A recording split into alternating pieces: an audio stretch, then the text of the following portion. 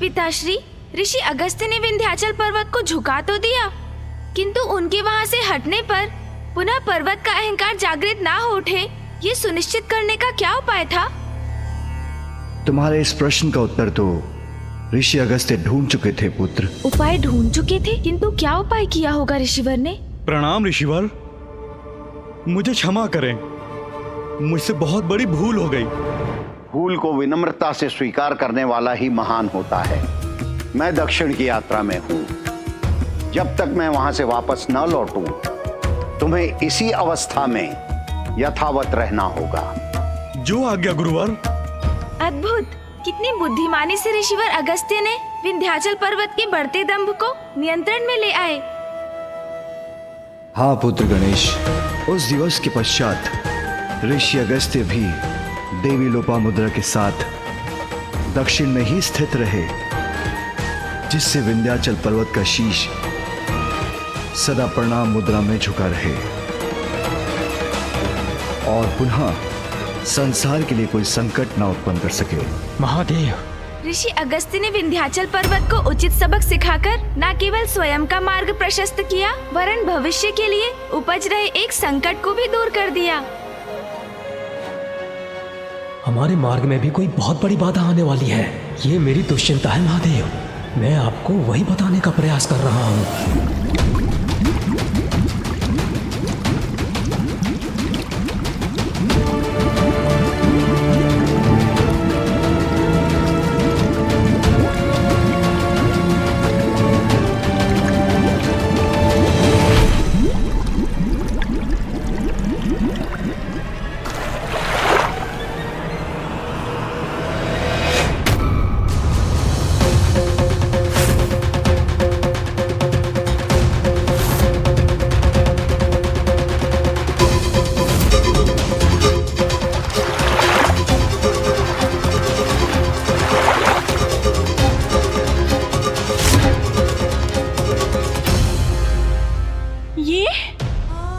ये भयंकर दृश्य, जलचरों का ऐसा निर्मम संहार, उनके ये अवशेष किसी भयंकर शत्रु के उपस्थित होने के संकेत हैं।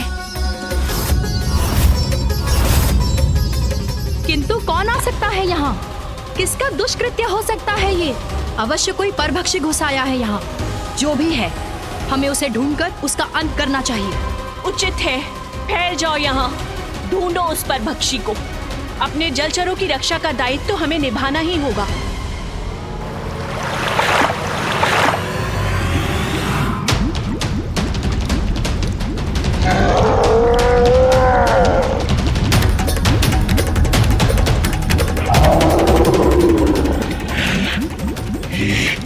ये चमकीला क्या है? ये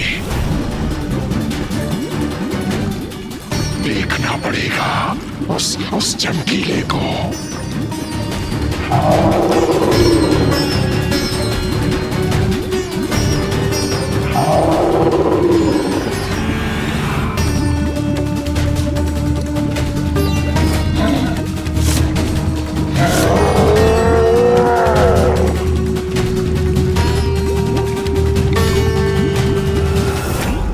कौन है वहाँ?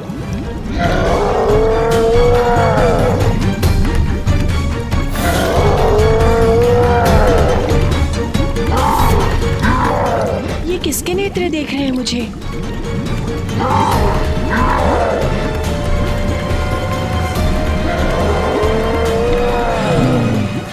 बड़ा आहार।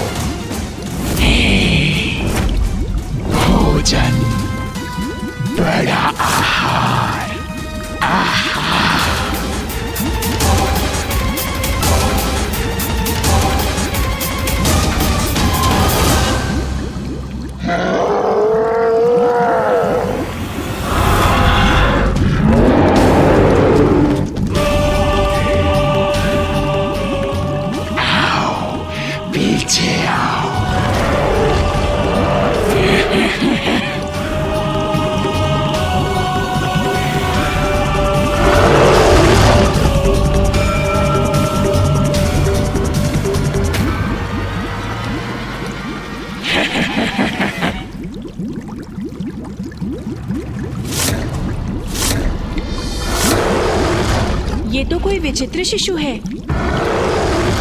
इसी दुष्ट ने हमारे सागर के शांत जल में मृत्यु का आतंक फैलाया है। वध कर दो इसका।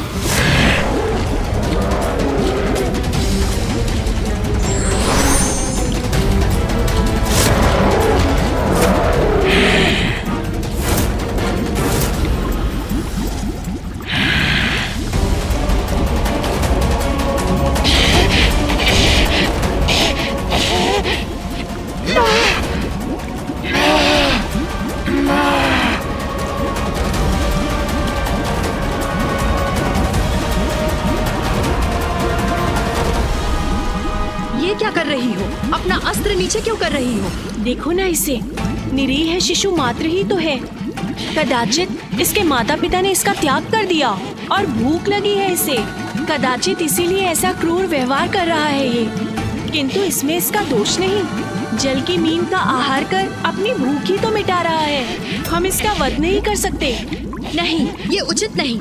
हमें नहीं ज्ञात ये कैसा जंतु है। नींद तो कदापि नहीं है। किसी प्रकार का जलचर भी नहीं है। सागर में इसका कोई स्थान नहीं, इसलिए इसे हमें नष्ट करना होगा। रुक जाओ, मेरे रहते कोई इसे हानि नहीं पहुंचा सकता।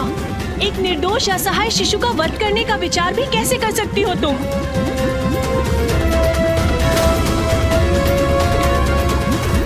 आओ शिशु, मैं तुम्हारा ध्यान रखूंगी और आज से तुम्हारा नाम होगा जलंधर। जलंधर, जलंधर।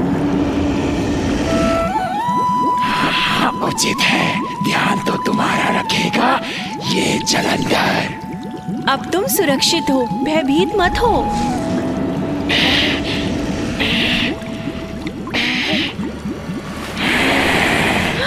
तुम सब मेरे भोजन बनोगे।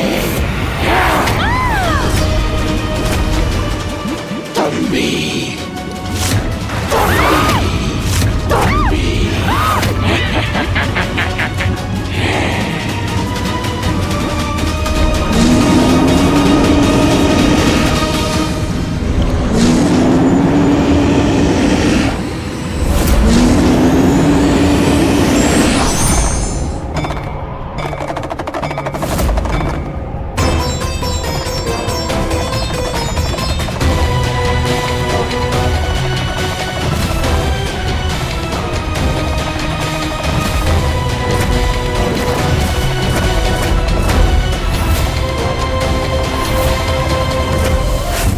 सागर के भीतर महादेव की क्रोधाग्नि से उत्पन्न एक महासंकट के होने का आभास मेरी चिंता बढ़ा रहा है। तो क्या पिताश्री, ऋषिवर अगस्त्य के दक्षिण पहुंचने पर माँ लोपामुद्रा नदी में परिवर्तित हुई? नहीं पुत्र गणेश, वो अवसर अभी नहीं आया था। अभी तो ऋषि अगस्त्य दक्षिण की ओर जा ही रहे थे और मार्ग में। क्या हुआ दक्षिण के मार्ग में पिताश्री?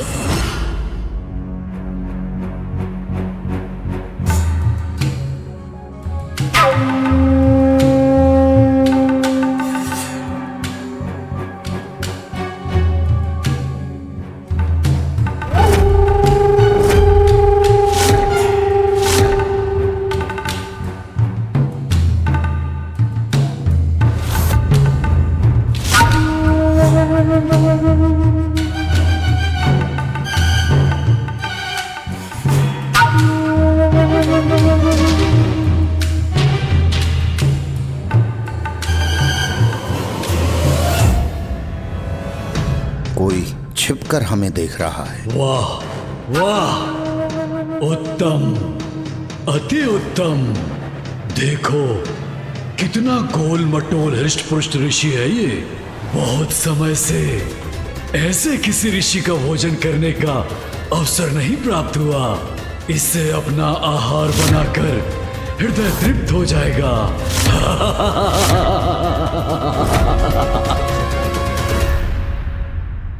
पिताश्री शीघ्र बताइए ना, मार्ग में ऋषि अगस्त्य और माता लोपामुद्रा के साथ क्या हुआ? उन्हें कौन अकस्मात मिल गए? वातापी।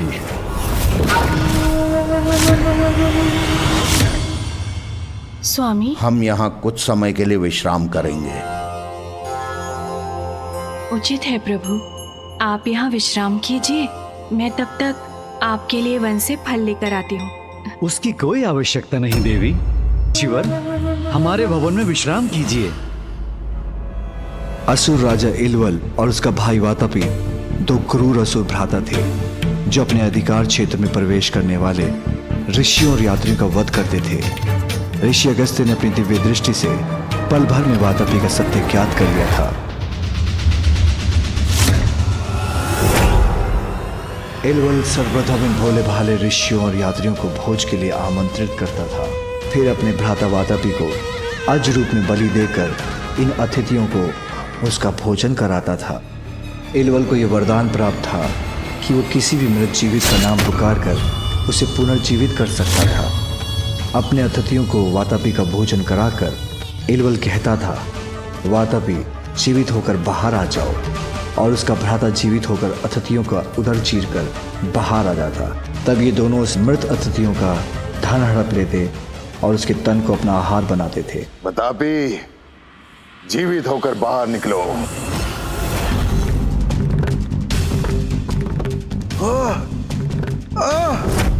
ये क्या हो रहा है मेरे साथ?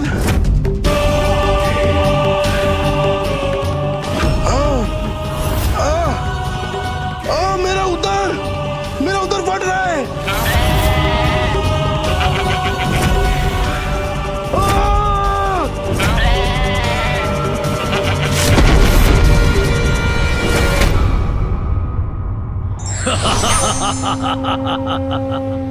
अब इसका धन भी हमारा होगा और इसका तन हमारा आहार बनेगा।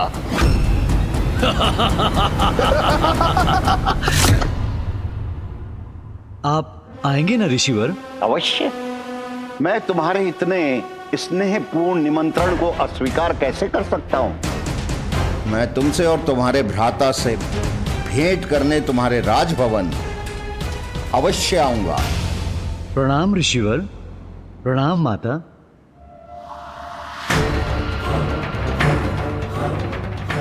आओगे तो तुम अवश्य, किंतु बचकर जा नहीं सकोगे। तुम्हारे विकार का उपचार आवश्यक है।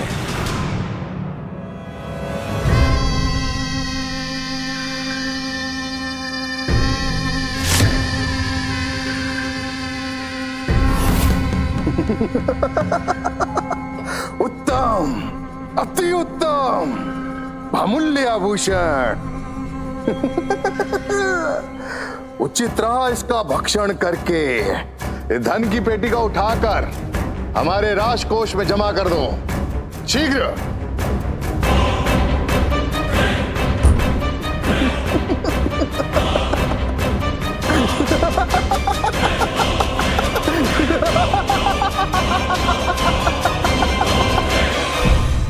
असुर राजा इलवल और उनके भ्राता वातापी ऋषियों का संहार कर उनके शरीर की मज्जा को अपना आहार बनाते थे। ये ज्ञात होते हुए भी ऋषि अगस्त्य ने वातापी का निमंत्रण स्वीकार कर लिया। हाँ पुत्र, दक्षिण की ओर जाते हुए जब ऋषि अगस्त्य अपनी पत्नी देवी लोपामुद्रा के संग असुर राजा इलवल के क्षेत्र में पहुंचे, वहां की प्रजा दुष्ट राजा इलवल के अत्याचार से आतंकित थी। अन्य आप नहीं चाहते कि मैं भी आपके साथ चलूं? वहां जो असुर प्रस्तुत करेंगे वो आपको प्रियकर नहीं होगा। चिंता का कोई कारण नहीं है, मैं शीघ्र लौट आऊंगा।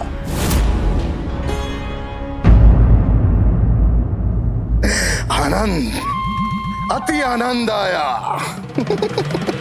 भ्राताश्री,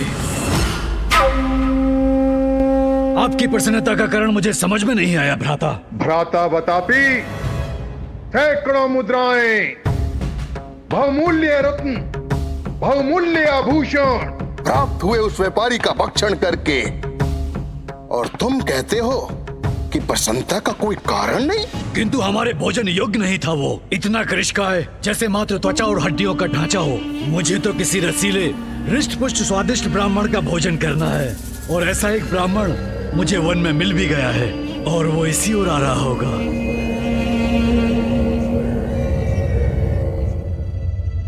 महाराज इलुवल, युवराज बतापी, महाराज आपसे ऋषि अगस्त्य भेंट करने आए हैं।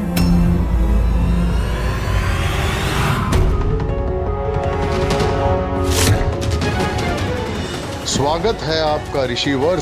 जब तक आप यहाँ हैं आपको किसी प्रकार की कोई असुविधा नहीं होगी। हम संपूर्ण ध्यान रखने वाले हैं आपका। आशा करता हूँ मेरा ये आपको कोटि कोटि धन्यवाद ऋषिवर। आप दोनों का निमंत्रण अस्वीकार कैसे करता मैं? आपकी दानवीरता की प्रसिद्धि तो दूर दूर तक फैली है। बहुत ध्यान रखते हैं आप यहाँ आने वाले ऋषियों और यात्रियों का। प्रतापी, जीवित होकर बाहर निकलो। आप दोनों महान असुरों से भेंट करने तो मुझे आना ही था।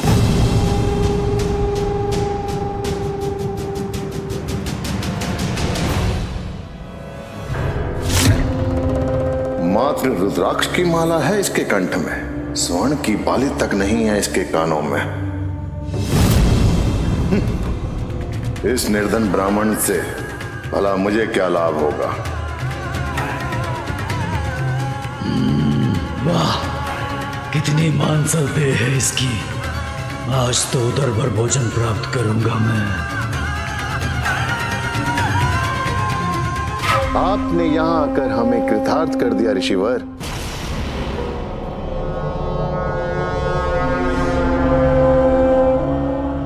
अरे कहाँ चल दिया ऋषिवर? मेरा अर्थ ऋषिवर, आप अचानक उठकर ऐसे कहाँ जा रहे हैं? अभी अभी तो आप आए ही हैं। हमारे साथ भोजन करने के बाद ही जाइएगा। नहीं नहीं नहीं, उसकी कोई आवश्यकता नहीं है। मैं तो केवल आप दोनों से भेंट करना चाहता था। जैसे आपको उचित लगे ऋषिवर। अरे ये भैया क्या कर रहे हैं? ये ऋषि तो जाने भी लगे। ऐसा भोजन कैसे जा सकता है?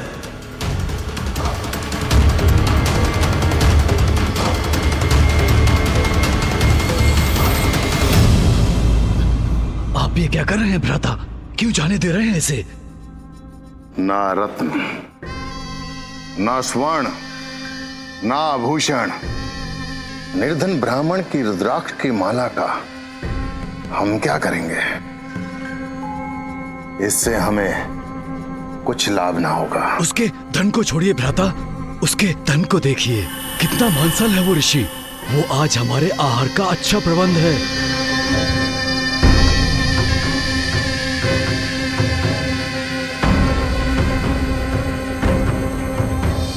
उचित कह रहे भ्राता बतापी। इसका भोजन करने में तो आनंद ही आनंद आएगा।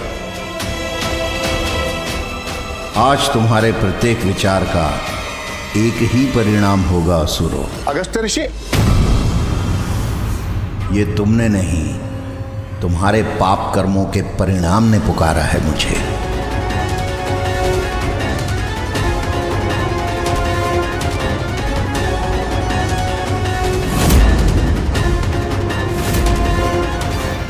क्या हुआ राजन? आपने क्यों पुकारा मुझे? मेरा मन नहीं स्वीकार कर रहा ऋषिवर। ऐसे आपको जाने दो? नहीं नहीं, हे ऋषिवर, हमें आशीर्वाद दीजिए। हमारे भोजन को प्रसाद बना दीजिए। मैं आपको खाए बिना नहीं जाने दूंगा। मेरे कहने का अर्थ है कि आपको भोजन किए बिना नहीं जाने दूंगा। ऐसा अवसर बार बार कहाँ आता है ऋषिवर? आप जैसे ऋषि हमारे राज्य में पधारे हैं। हम पर अपनी कृपा कीजिए। भोजन करने के बाद ही जाइएगा, अन्यथा हम स्वयं को भी क्षमा नहीं कर सकेंगे। उचित है।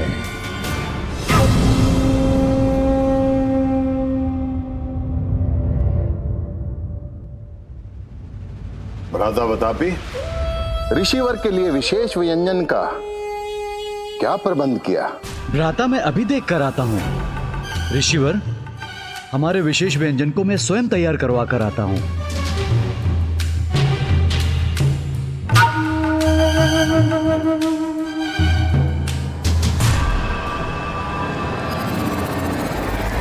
ऋषिवर, मुझे भी आज्ञा दीजिए। मैं भी आपके लिए विशेष प्रबंध करना चाहता हूँ। आपका व्यंजन श्रेष्ठतम होना चाहिए। आप मेरी चिंता ना करें, मेरे लिए